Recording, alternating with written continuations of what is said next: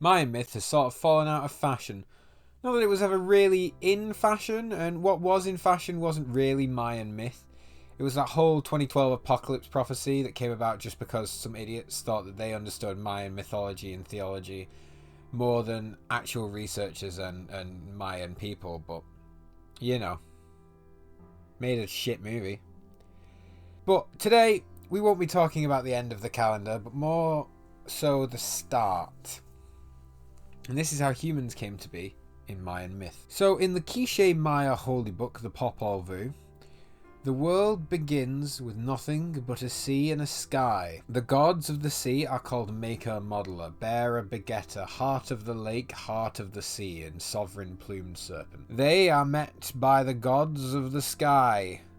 Heart of Sky, Heart of Earth, Newborn Thunderbolt, Sudden Thunderbolt, and Hurricane.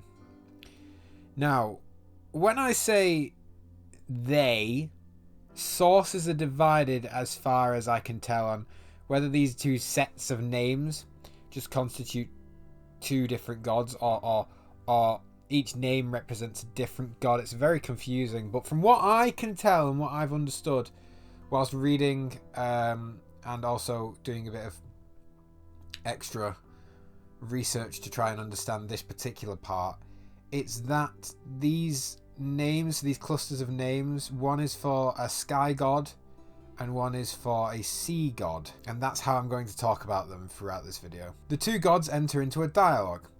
Whatever they discuss and conceive of seems to come into being. They conceive of the land and the plants, and they come into being. Now, that's omnipotence for you. None of this 7 days bollocks. Ooh, I need a rib to make women. Shut up! Just shut up! I yearn for pagan worlds. As I was saying, they have this beautiful world, but it remains uninhabited, and the gods want to be worshipped and venerated in an articulate manner.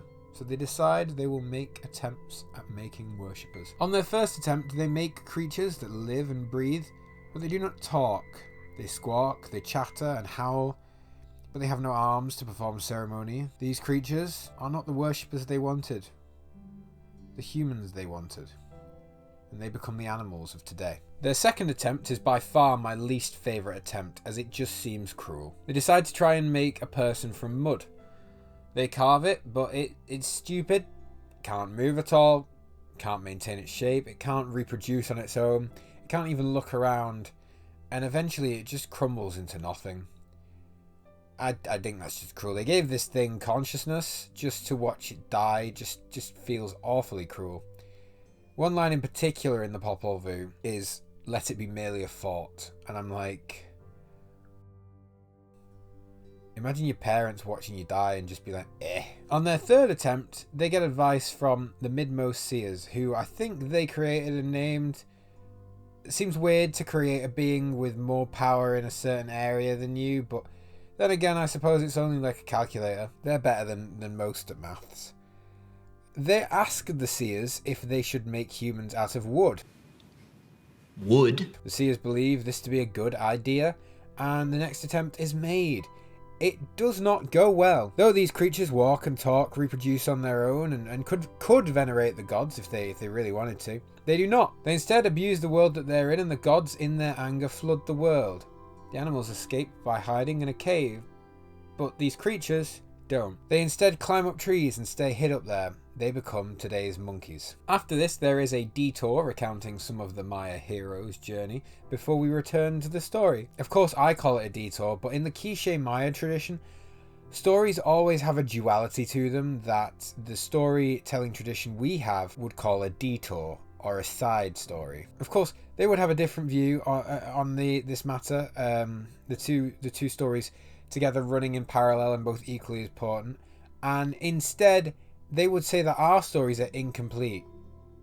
Life's weird. So they then make the first 4 lords of the Quiché Maya houses, but only 3 survive, in air quotes. You know, no male heirs and all that.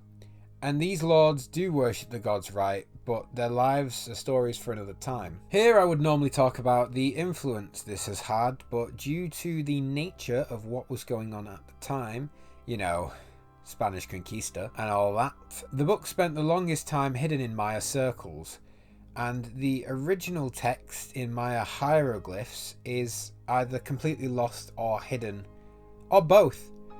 And what may be even more unfortunate is that within Mayan culture, modern day Maya culture, I mean, any invocation of the old gods, they will call on the god of Christendom first, usually, and then at the end they'd end with a Hail Mary, as if their culture is going against a real religion, which is not. Like, it's like they need to dispel the evil spirits that they have just brought into the world, but that's just not how it works. Their religion is just as good and more interesting, in my opinion. But that's how it is, and it's unfortunate. And I mean, just fuck Christendom. Sorry. And after that second digression, I mean, there's been more than two. It's just in the script. Some of them are just off script.